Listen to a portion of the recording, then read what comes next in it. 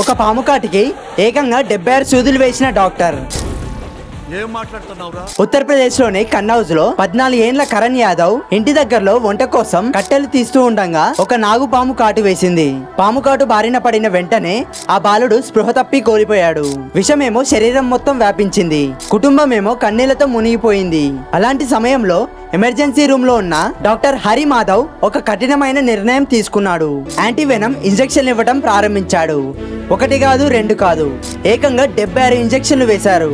గంటలు తరబడి సాగిన ఈ పోరాటం చివరికి ఫలించింది. ఆ బాలుడు ఒకేసారి కళ్ళు తెరిచాడు, ఊపిరి పీల్చుకున్నాడు, జీవితం తిరిగి వచ్చింది.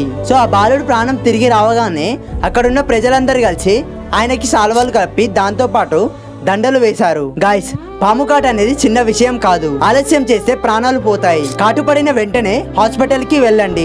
అదే నిజమైన రక్షణ. ఒక 15 ఏళ్ల బాలుడు ప్రాణం కోసం డాక్టర్ హరి మాధవ్ ఇచ్చిన 76 ఇంజెక్షన్లు కేవలం వైద్య అద్భుతం కాదు.